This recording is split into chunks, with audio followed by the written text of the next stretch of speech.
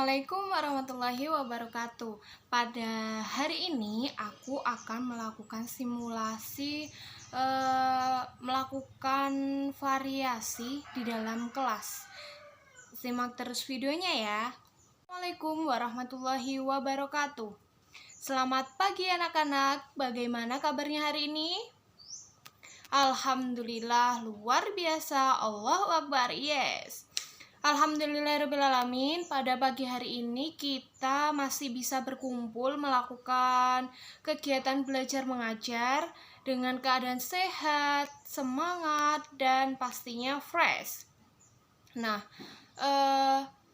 sebelum Ibu memulai pembelajaran pada pagi hari ini, alangkah baiknya Ibu absen terlebih dahulu ya. Ya, Ratna hadir? Hadir. Safira hadir? Hadir. Rania hadir? Hadir. Tommy hadir? Hadir. Riana hadir? Oh, Riana sakit. Teman-teman, sekarang kita mari mendoakan Riana biar diberi kesehatan dan bisa berkumpul melakukan kegiatan belajar mengajar kembali seperti biasa. Berdoa mulai. Berdoa selesai. Terima kasih. Nah, selanjutnya siapa yang tahu permainan, yang tahu lagu Balonku Ada 5? Semuanya tahu ya. Baik, sebelum Ibu memulai pembelajarannya, kita sekarang melakukan games terlebih dahulu ya. Siapa yang mau melakukan games? Baik, semuanya mau. Jadi nanti Ibu kasih bolpen dan setiap bolpen ini berhenti, nanti Ibu kasih pertanyaan. Siapa yang mau? Iya, baik, semuanya mau. Ibu mulai ya, ini bolpennya. Balonku ada 5, rupa-rupa warnanya. Ya, Ratna. Baik, pertanyaan buat Ratna. Kita sekarang pada hari ini akan menjelaskan tentang materi apa? Udah belajar belum tadi malam? Oh, tahu Ratna, berarti tadi malam dia belajar. Nah, jadi hari ini kita akan belajar tentang interaksi sosial. Jadi hari ini Ibu akan membagi 4 kelompok kepada kalian, yaitu membahas tentang interaksi sosial. Jadi kelompok 1 ada di depan, sebelah kanan, kelompok 2 ada di sebelah kiri depan. Terus selanjutnya di sana ada kelompok 3 dan di sana ada kelompok 4. Oke? Paham? Nah, ini Ibu kasih lembar LPD-nya. Nih, dibagi ya. Nah, sebelum kalian mengerjakannya, alangkah baiknya Ibu akan memberikan sebuah video pembelajaran atau penjelasan tentang materi yang nantinya kalian akan mengerjakan melalui informasi yang telah video Ibu berikan. Oke? Yang pertama, Ibu akan menjelaskan tentang apa sih interaksi sosial atau pengertian dari interaksi sosial itu. Jadi, interaksi sosial itu ialah sebuah hubungan timbal balik yang berupa aksi saling mempengaruhi individu dengan individu, individu dengan kelompok, kelompok dengan individu. Itulah yang dinamakan dengan interaksi sosial. Contohnya, individu dengan individu. Contoh, Iren berbicara dengan Ratna mengenai tugas yang Ibu bicarakan. Nah, itu dinamakan interaksi antar individu. Lalu contohnya individu dengan kelompok. Contohnya Ibu menjelaskan materi interaksi sosial kepada murid. Nah, itu dinamakan interaksi individu dengan kelompok. Lalu kalau kelompok dengan kelompok itu apa ya contohnya? Nah, contoh dari interaksi kelompok dengan kelompok itu bisa juga OSIS MTS Al-Hidayah memiliki acara merayakan HUT Negara Republik Indonesia dengan OSIS SMP N7 Singgahan. Nah, itu dinamakan dengan interaksi sosial. Nah, masuk pada pembahasan yang kedua yaitu faktor-faktor psikologis yang ada di interaksi sosial. Jadi di interaksi sosial itu memiliki faktor-faktor psikologisnya. Di antaranya yaitu ada imitasi, ada sugesti, ada identifikasi, simpati, dan empati. Yang pertama Ibu akan menjelaskan tentang imitasi. Apa sih imitasi itu? Imitasi itu ialah sebuah tindakan yang meniru orang lain, dan imitasi ini biasanya dilakukan dalam berbagai bentuk. Contohnya nih, seorang anak kecil meniru gaya berbicara orang dewasa, itu dinamakan imitasi. Lalu kalau sugesti itu apa? Sugesti itu merupakan pengaruh yang dapat menggerakkan hati seseorang. Biasanya sugesti itu berlangsung ketika seseorang memberi pandangan atau pernyataan yang sikapnya diterima oleh orang lain, dan biasanya orang yang memberi sugesti adalah orang yang berwibawa dan paling dihormati. Contohnya, Iren bolos diajak dengan Iza. Nah, seperti kita tahu, Iza adalah orang yang di kelas paling pemberani. Jadi tanpa memikirkan panjang akibat dan manfaat bolos sekolah itu apa, Iren langsung ikut bolos Iza. Nah, itu seperti itulah contohnya dari sugesti. Lalu identifikasi itu ialah suatu kecenderungan atau keinginan seseorang untuk menjadi sama dengan pihak lain. Nah, pada identifikasi ini bersifat lebih mendalam dibandingkan dengan imitasi, karena pada identifikasi ini dapat merubah atau membentuk kepribadian seseorang. Contohnya, adanya tindakan seseorang yang sangat suka sekali dengan teman atau dosen atau gurunya, dengan sukarela ia meniru saat dosen atau guru tersebut berbicara di depan kelas, melalui dia waktu presentasi atau dia melalui ada kegiatan yang dia harus memungkinkan di depan kelas. Lalu yang keempat ada simpati. Simpati ini merupakan situasi ketertarikan seseorang kepada orang lain. Contohnya ketika seorang teman kita mendapatkan nilai bagus, dengan senantiasa kita ikut merasakan dan kita memberikan semangat atau kita memberikan selamat kepada mereka. Lalu yang terakhir itu ada empati. Empati ini merupakan suatu keadaan di mana seseorang merasa bahwa dirinya adalah dirinya, yaitu dalam pikirannya ataupun perasaannya sama dengan orang yang dirasakan atau yang dilihatnya. Contohnya, ketika teman kita ada yang mengalami masalah atau sedang bersedih, kita senantiasa menghibur teman kita, memberikan mereka motivasi dan mendengar. Pembahasan yang ketiga di sini, Ibu akan menjelaskan tentang syarat-syarat interaksi sosial, di mana interaksi sosial itu tidak akan bisa terjadi jika tidak memenuhi dua syarat ini. Yang pertama yaitu ada syaratnya yaitu kontak sosial, dan yang kedua komunikasi. Kontak sosial itu apa sih? Kontak sosial ialah hubungan atau antara salah satu atau dua orang atau lebih dengan orang lain melalui komunikasi tentang maksud dan tujuan masing-masing dalam kehidupan masyarakat.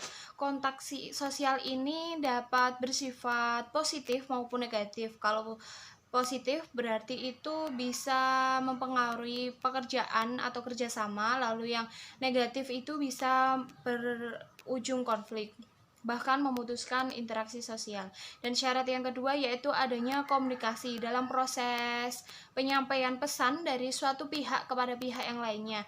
Hal terpenting dalam komunikasi adalah adanya kegiatan saling menafsirkan perilaku dan perasaan-perasaan yang disampaikan. Pembahasan yang selanjutnya yaitu membahas tentang jenis-jenis proses sosial, interaksi sosial, yaitu yang pertama ada proses asosiatif dan proses disosiatif. Nah, di proses asosiatif itu ialah proses interaksi yang mengarah pada bentuk kerjasama atau peraturan. Nah, asosiatif meliputi kerjasama, akomodasi, asimilasi, dan akulturasi. Nah, kita bahas tentang yang pertama dulu, yaitu kerjasama. Kerjasama adalah suatu usaha bersama antar individu atau kelompok untuk mencapai tujuan bersama. Lalu yang kedua yaitu ada akomodasi. Akomodasi adalah cara untuk menyampaikan pertentangan tanpa menghancurkan lawan. Tujuan akomodasi ini berbeda-beda bergantung pada solusi yang dihadapinya. Yang ketiga itu ada asimilasi.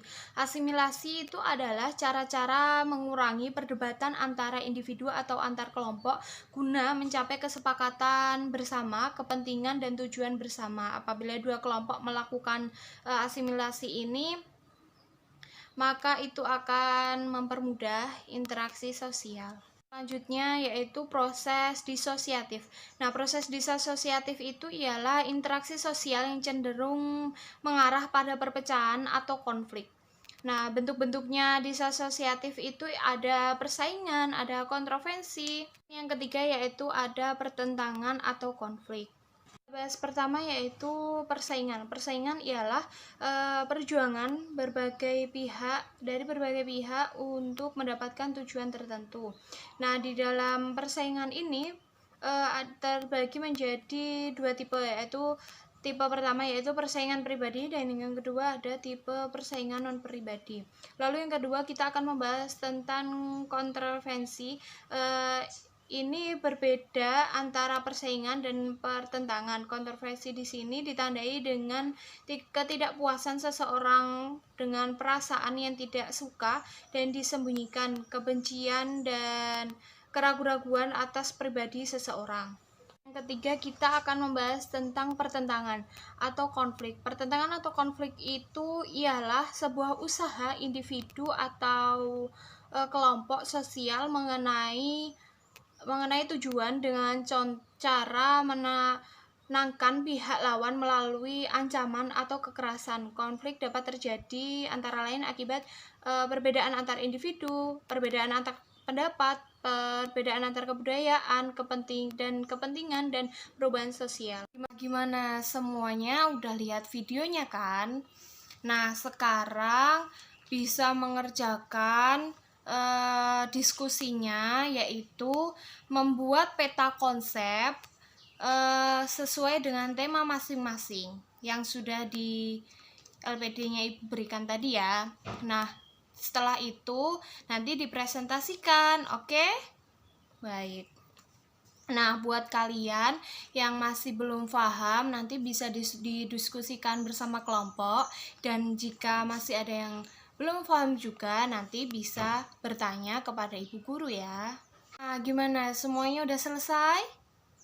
Alhamdulillah semuanya sudah selesai. Sekarang waktunya mempresentasikan hasil buatan peta konsep yang kalian buat. Yang pertama dari kelompok berapa ya? Kelompok 2. Ayo maju. Yaitu kalian membahas tentang apa? Iya, benar sekali, kalian membahas tentang syarat-syarat terjadinya interaksi sosial. Hebat sekali kelompok 2 ya. Mereka mempresentasikan peta konsep yang dia buat itu sangat menarik dan sangat bagus. Jadi benar ya, di dalam interaksi sosial itu memiliki dua syarat. Yang pertama yaitu adanya komunikasi, dan yang kedua itu ada kontak sosial. Jadi kalau tidak ada kontak sosial, tidak ada komunikasi. Kalau ada komunikasi, tidak ada kontak sosial, itu juga tidak bisa terjadi. Anak-anakku yang kusayangi, kelompok 1, kelompok 2, kelompok 3, kelompok 4 semuanya sudah maju dan sudah mempresentasikan hasil peta konsep yang kalian buat itu sudah sangat bagus dan luar biasa. Setelah ini Ibu akan memberikan sebuah evaluasi pembelajaran. Ini individu ya. Nanti akan Ibu berikan kepada kalian. Ibu dikte ya. Soalnya yang pertama yaitu apa sih pengertian dari interaksi sosial? Sudah dicatat? Yang kedua yaitu apa saja sih faktor psikologis di dalam interaksi sosial itu? Jelaskan. Lalu yang ketiga, jelaskan syarat terjadinya interaksi sosial.